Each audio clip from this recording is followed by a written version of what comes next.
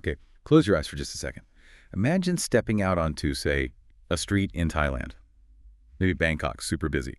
Or maybe a quieter market up in Chiang Mai. Almost immediately you see it, right? Thai people. They don't all look the same, not even close. You see skin tones from this beautiful deep bronze all the way to much, much fairer complexions and faces. Some people have these really sharp cheekbones, maybe a longer nose. Then right next to them, someone with softer lines, rounder features. You see mostly straight, dark hair, sure, but you spot waves, even natural curls. It's this incredible diversity. Makes you wonder why. That's exactly it. That visible diversity is the heart of what we're exploring today. It just, shatters that idea that any large country has just one look. So our mission, using the material you sent over, is to unpack that. We're looking at centuries of history, genetics, culture, all layering together to form this complex Thai identity. And the starting point, the thing historians and geneticists really agree on, is geography. Thailand is smack bang at a major crossroads.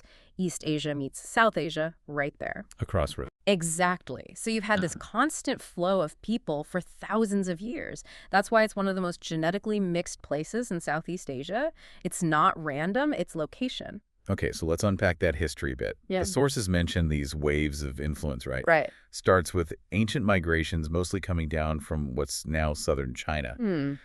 That kind of laid the foundation. That laid the initial Taikadai ethnic foundation, yeah. But then you get huge cultural and, importantly, genetic input from the big regional players like the Mon and Khmer civilizations, powerful empires. Okay, so China, Mon, Khmer. And it doesn't stop there. Later on, you get Indian traders coming in, Arab merchants along the coasts. The maritime routes. Exactly. And then even later, you have European contact, colonial era interactions, leaving their own subtle marks. Each wave left something behind in the gene pool and the culture. It's like layers of paint on a canvas. That's a great way to put it.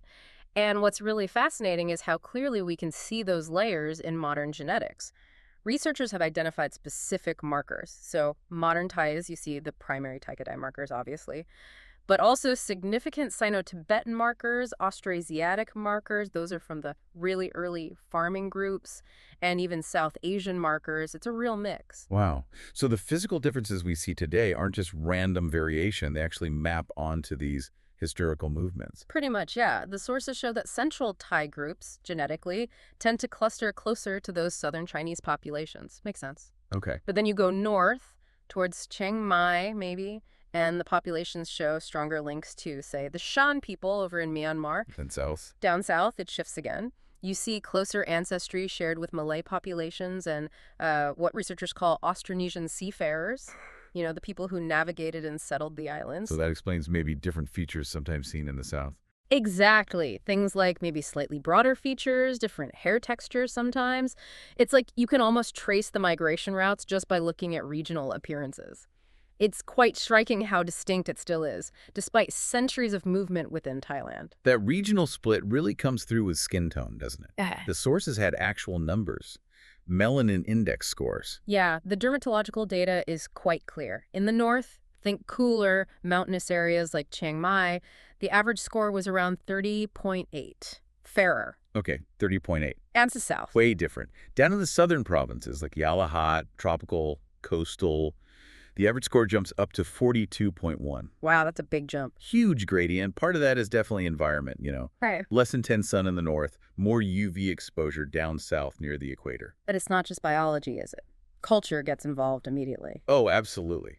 This is where it gets complicated. Right. Historically, and even today to some extent, fairer skin got linked to status, wealth, living in the city, not working outside. Right, avoiding manual labor in the sun. Exactly, and darker skin tones often got associated with, outdoor work, farming, fishing. And that perception fuels this massive skin whitening industry. Something like $500 million. Yeah, it's enormous. And it sparks this whole debate, right? Critics say it pushes classist ideas, maybe even colonial-era beauty standards favoring lightness. But there's a twist. There is. At the same time, you've got tanning salons becoming popular, especially with younger city dwellers. They're embracing that golden tanned look as fashionable. So a total contradiction playing out. A real cultural tug of war over what's considered beautiful skin. It's happening right now. Okay, moving to eyes. Mostly dark brown, the sources say. Overwhelmingly, yes. But there's a notable minority, maybe 8 to 10%, who have lighter brown or even amber eyes. And that's more common where? Again, often seen more in the South or in families with more mixed heritage, linking back to those diverse ancestries. Eye shape, too. Central Thais often have that sort of narrower almond shape, linked to the Sino-Tibetan side. That's the general tendency, yes. While some northern groups might show slightly larger, more rounded eye openings, perhaps hinting at different admixture patterns. And just like skin, culture complicates eyes, too, with things like eyelid surgery. Right. The double eyelid surgery trend, especially popular in cities. Again, instant debate. Some critics see it as, chasing a Western or East Asian ideal. But others just see it as personal choice. Exactly. Others frame it as just another cosmetic option available in a globalized world, like choosing your hair color. People have different views on its significance. Speaking of hair, Yeah. the sources break that down too, mostly straight. Yeah, about 75% straight black hair, based on the trichology studies mentioned. But then you've got around 18% with wavy hair, And the rest? about 7% with naturally curly hair. And guess where that's more common? Let me guess. The South. Bingo. Again, it points back to that genetic exchange with Malay and Austronesian groups who carried those genes for curlier textures. But then there's the whole hair dye market. Thailand's one of the biggest in Asia. Huge. Something like 60% of women under 35 report dyeing their hair. So is that rejecting the natural look or just global self-expression? Probably a bit of both, depending on who you ask. It certainly shows how quickly cosmetic preferences can shift and globalize. Which leads to a bigger question.